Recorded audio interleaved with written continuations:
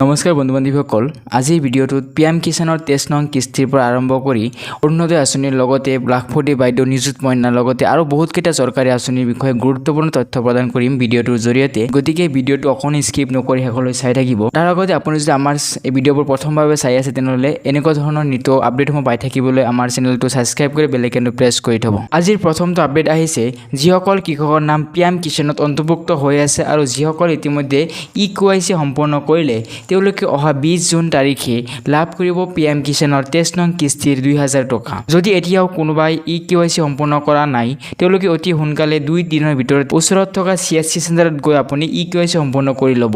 কাৰণ ইকেৱাইচি নোহোৱাকৈ আপোনালোকে কিন্তু লাভ নকৰিব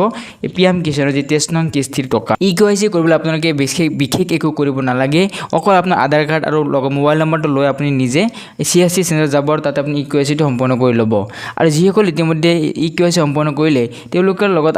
তেওঁলোকৰ বেংকত আধাৰ কাৰ্ড লিংক আছে নে নাই আপোনালোকে এবাৰ চেক কৰি চাব কাৰণ বেংকত যদি ডিবিটি লিংক নাথাকে তেতিয়াহ'লে কিন্তু আপোনালোকৰ এটা সমস্যা হ'ব পাৰে আৰু যিসকলৰ এই সব বস্তু ঠিকে আছে তেওঁলোকে অহা 20 জুন তাৰিখে ৰাতিপুৱা আপোনালোকৰ একাউণ্টত সোমাই যাব 2000 কৈ টকা দ্বিতীয়টো আপডেট আহিছে অসমৰ যিসকল আই মাতৃয়ে ইলেকশ্যনৰ আগত 9000 কৈ টকা পাইছিল অৰুণোদয় আঁচনিৰ তেওঁলোকে অহা আগষ্ট মাহৰ ভিতৰত অৰ্থাৎ 1 আগষ্টৰ পৰা 10 আগষ্টৰ ভিতৰত তেওঁলোকে লাভ কৰিব পৰৱৰ্তী অৰুণোদয় আঁচনিৰ পৰৱৰ্তী কিস্তিবোৰ তাৰ বাবে আপোনালোকে চৰকাৰে মাজে মাজে নিজাববীয়া কিছুমান ভেৰিফিকেশ্যন কৰি থাকে যদি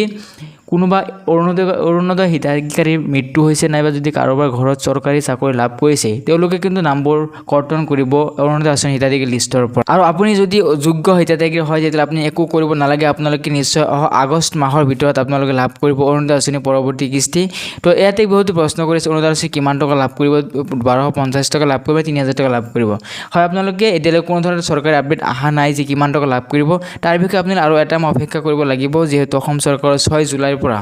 পূৰ্ণাংগ বাজেট অধিৱেশন আৰম্ভ হ'ব সেই বাজেট অধিৱেশনতে আমি গম পাম যে অহা পৰৱৰ্তী কিস্তিবোৰ অৰুণোদয় আঁচনিৰ কিমান টকা লাভ কৰিব তাৰ বাবে আপোনালোকে আৰু কেইটামান ধৈৰ্য দিব লাগিব পিছতো আপডেট আহিছে লাখপতি বাইদেউৰ পৰা লাখপতি বাইদেউ যিসকল ইতিমধ্যে 10000 টকা লাভ কৰিছিল তেওঁলোকে এই 10000 টকা ভাল কামত ব্যৱহাৰ কৰিছে তেওঁলোকে পৰৱৰ্তী সময়ত এই